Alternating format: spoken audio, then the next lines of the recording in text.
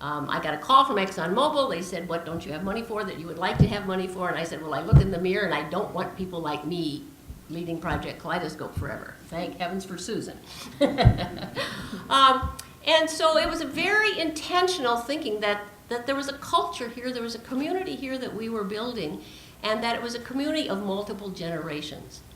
And so when you go back to your campus, look at who you are involving in these discussions. The senior fellows, the village elders of your campus, the rising leaders like the Faculty 21, have a wonderful mix because you want these to be sustained over the long term. Cycles like this with the leader, the pioneer, kind of going off to another world. So think about yourself as pioneer. We talked a lot in Project Kaleidoscope about shepherd, and that's the person who really is the glue to make things happen. They might not be the one who cracks a whip. I used to have a cane, carries the cane and rattles the cane. But you do need someone who has this kind of big picture responsibility. The last grant I was responsible for from the National Science Foundation, we analyzed what made communities work, and the Florida NSF-funded Math Science Partnership, which is PRISM, has a wonderful statement of what makes communities work. But they said the first thing was you need both champions and you need grassroots activists.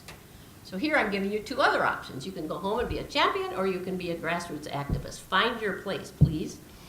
One of the things that has emerged through the discussion in the KEC program is the physicists' metaphor of the boundary crosser. Now, I thought someone had made that up, and then after I was having my recuperating from my hip surgery, I started Googling boundary crossers, and if there's physicists in the room, you know that you've been talking about boundary crossers for years and years and years. I now know more about boundary crossers.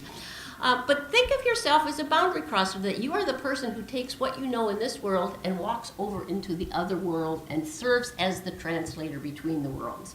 And if you think of that solely as something we'd like as a learning outcome for our students, that would not be a bad learning outcome yourself. I myself am a boundary crosser. I'm a musician. Look what I'm doing here. Figure out what your boundary crosser is. Scout, E.O. Wilson says that scientists are the scouts and hunters of our tribe. They go out into the future and come back and talk to the humanists about what they saw. And so I've always liked that as a metaphor too. So if somebody in this room would like to pick up that. Leonardo da Vinci. Now you might think, what in the where is she going with this?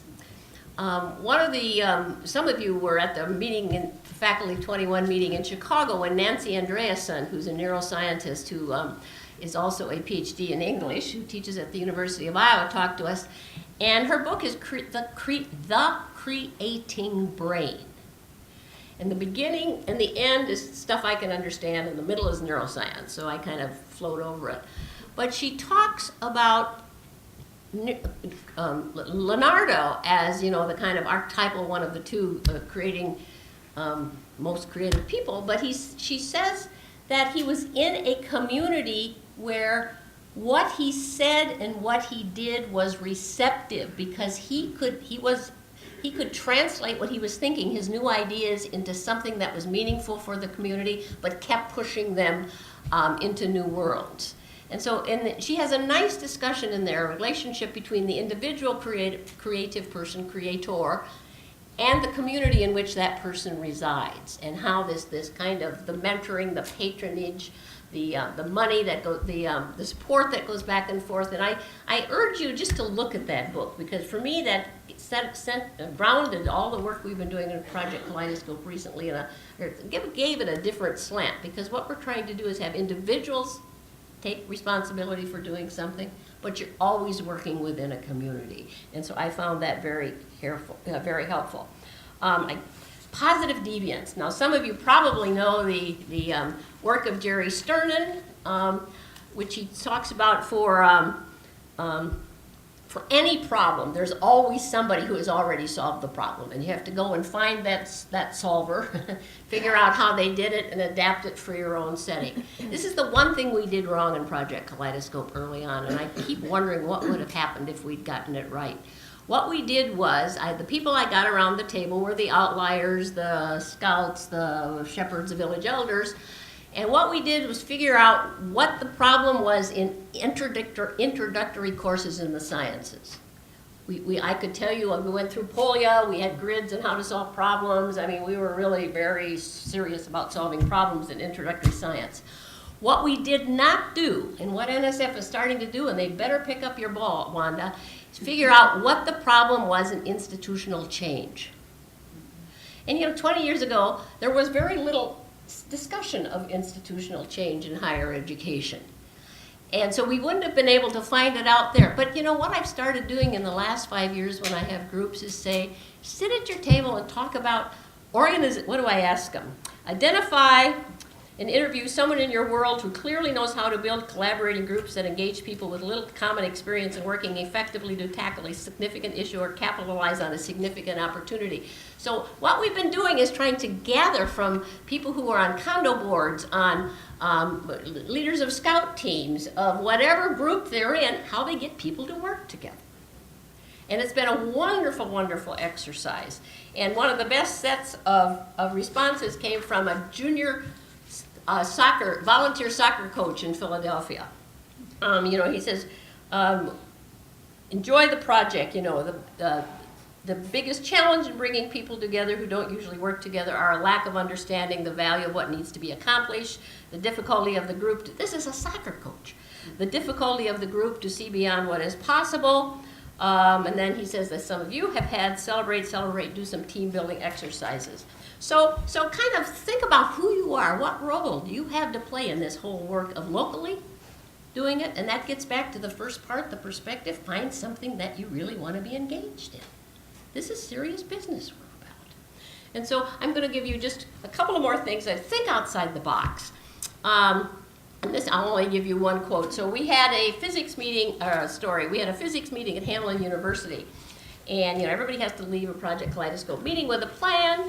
And the plans were up on the wall Sunday at about 11 o'clock, and the physics department from the University of Nebraska-Lincoln had a big picture with a building that was kind of falling down, and people, funny little stick people, dancing around it. We all kind of looked at it, couldn't figure out what this was.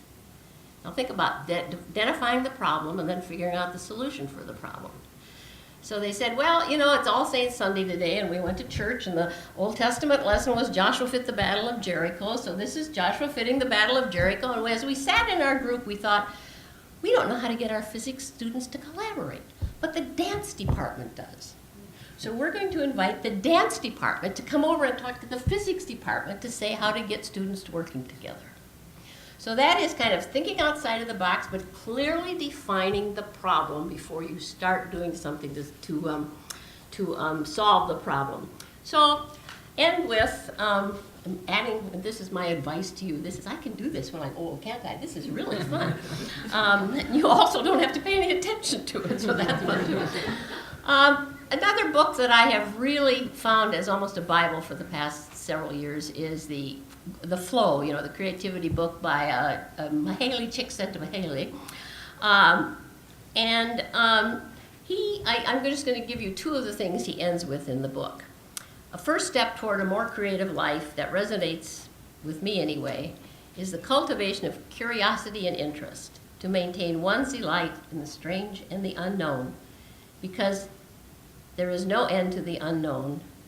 Delight will also be endless.